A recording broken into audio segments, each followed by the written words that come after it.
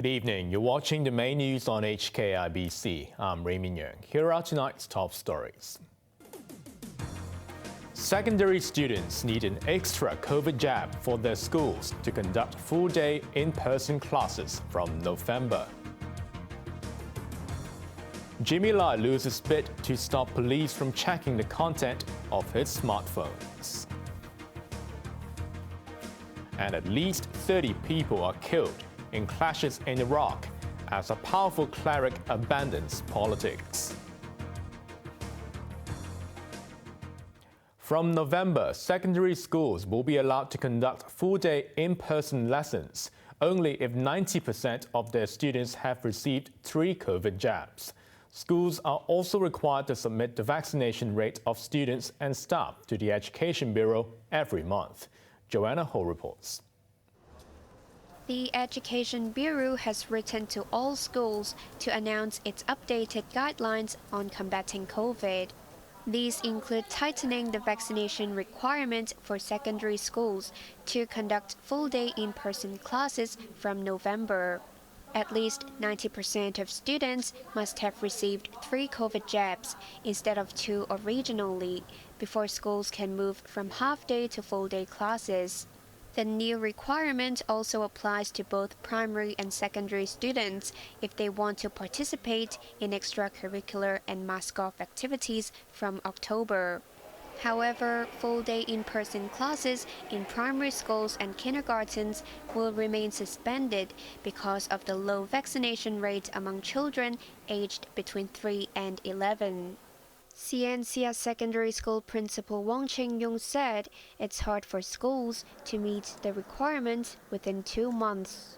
He urged the Bureau to postpone the measures to the end of the year. Meanwhile, the Bureau said it will collect data from schools every month starting in September to learn about the vaccination rate among students and staff. It is also introducing an award scheme to commend schools with a high inoculation rate. With the new school year beginning on Thursday, students and staff have been urged to test themselves for COVID today and tomorrow. Joanna Ho, HKIBC. Hong Kong's daily COVID caseload has remained above 8,000 for 4 straight days. Only 237 of the 8,848 infections logged today were imported. There were 13 deaths.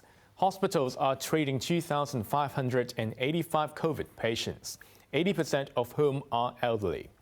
Health officials said the number of reinfected COVID patients in hospitals is not high. Most of those who contracted the virus twice were between 20 and 59 years old.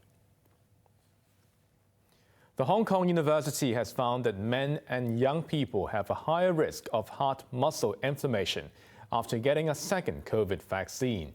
The conclusion follows the first research done in Hong Kong using big data to look into the side effects of jabs. Janice Low reports. University of Hong Kong researchers have been studying the risk of carditis, or inflammation of the heart muscle, after a person gets the 3rd COVID jab. During their study from February 2021 to March this year, they found that men and people under the age of 30 are more prone to carditis after their second BioNTech shot. In the first 2 weeks, the incidence rate ratio of almost 11 is at least twice that of the first and third doses. But there's no specific reason. Generally, it is believed to be an immune response from the vaccine.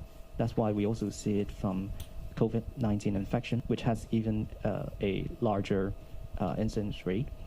But Lai said expanding the interval between the first 2 doses will reduce the possibility of carditis.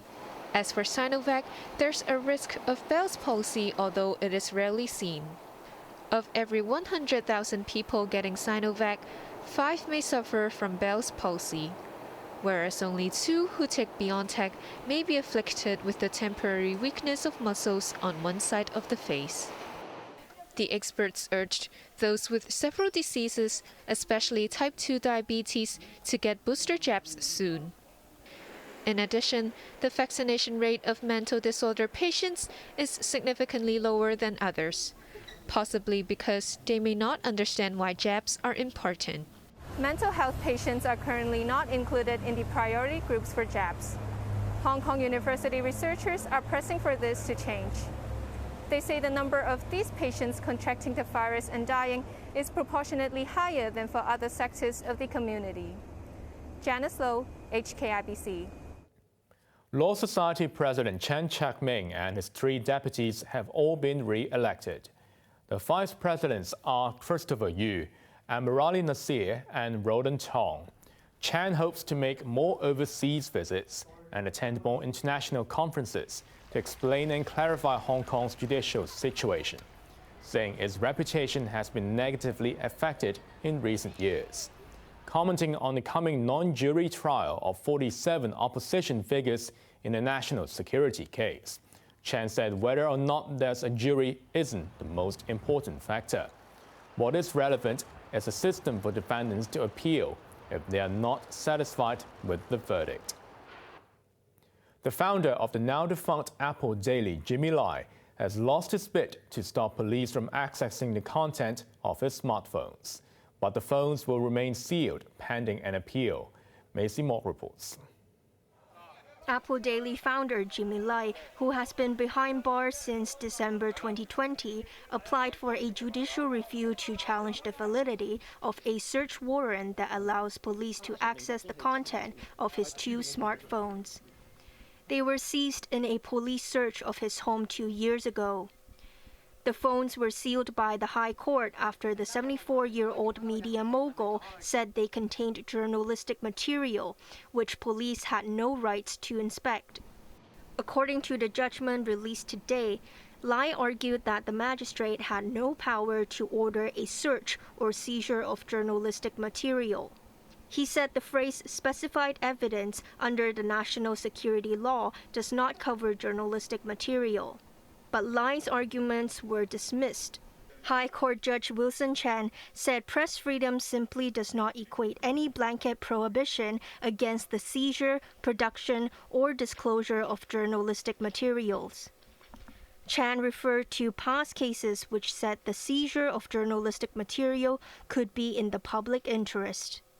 He stated that specified evidence under the national security law is wide enough to cover anything likely to contain evidence of an offense endangering national security. Chan ruled that Lai's judicial review was bound to fail, and police can search for digital content, including journalistic material, from the 2 smartphones. But Lai was allowed to appeal, and the phones will remain sealed for a week. Maisie Mock, HKIBC. Turning overseas, at least 30 people have been killed in violent clashes that erupted in Iraq after an influential Shia cleric decided to quit politics. Fighting continued today after a restless night in the capital, Baghdad. This came after Muqtada al-Sadr announced that he was retreating from politics.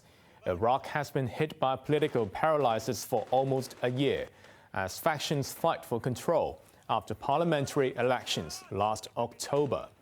Sadr's bloc won the most seats, and his followers stormed the government palace yesterday to insist that they form the next administration. Their rivals support Iran. Sadr says he's going on a hunger strike until the violence ends. Iran has closed its border and stopped flights to Iraq. Pakistan says it's paying the price of climate change, even though it contributes to less than 1% of global emissions. Right now, 1/3 of Pakistan is underwater, and 33 million are affected. Please tell me how that is not catastrophic. Our helicopters are having trouble finding dry land in the south, in Balochistan, for instance, as to where to drop goods. This is a huge humanitarian disaster, and I would call it quite apocalyptic. Raymond said melting glaciers in the far north are the result of global warming. Although the rains have stopped since the weekend, much of the country remains inundated. Pakistan is facing widespread hunger after crops were wiped out and livestock lost. The floods killed at least 1,130 people, and damage is estimated at $10 billion. Russia has again accused Ukraine of firing shells close to the Zaporizhzhia nuclear power plant. 2 shells exploded near a fuel depot at the plant, which Russian troops seized after invading Ukraine. A U.S. military official said there's probably a likelihood that the Ukrainians fired in the vicinity in response to Russian shelling. Ukraine has also accused Moscow of military activity around Europe's biggest nuclear power plant. According to Kyiv, at least 10 people were injured when Russian rockets landed in the nearby city of Anahoda, setting off huge fires.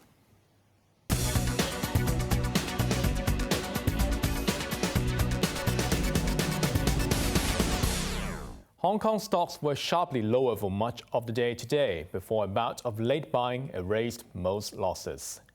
Country Garden dropped 4.2% after announcing that net profit for the first half of the year sank 96% from a year ago to 612 million yuan. It was the biggest earnings dive since the mainland's largest developer listed in Hong Kong 15 years ago, and underscored the property crunch across the border.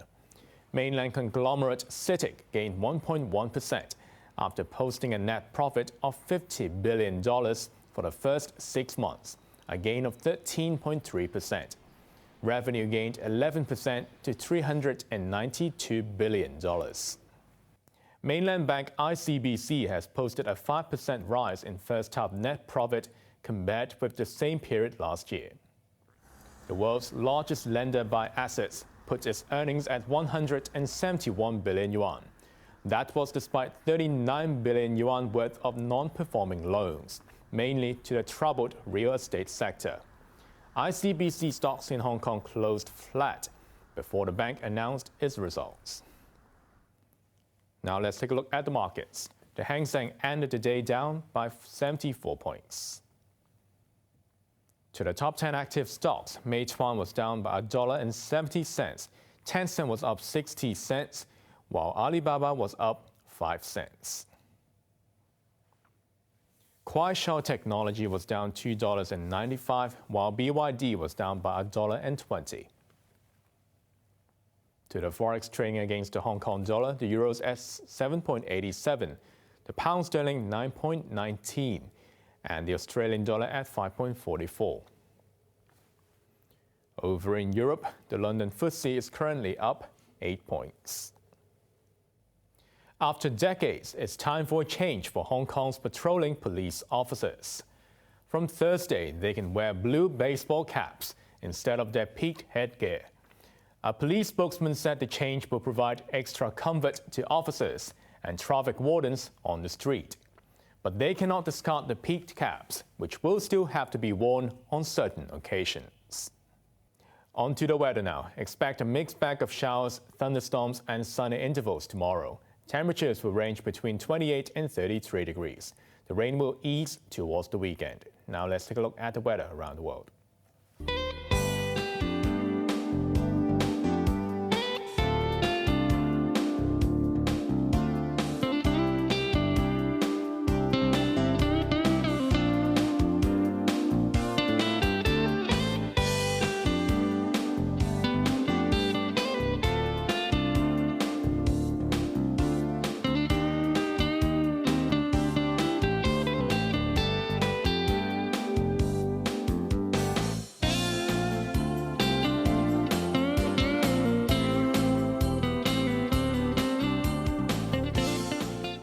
That's our main news for Tuesday night. Join us for more news at 11. I'm Raymond. Good night.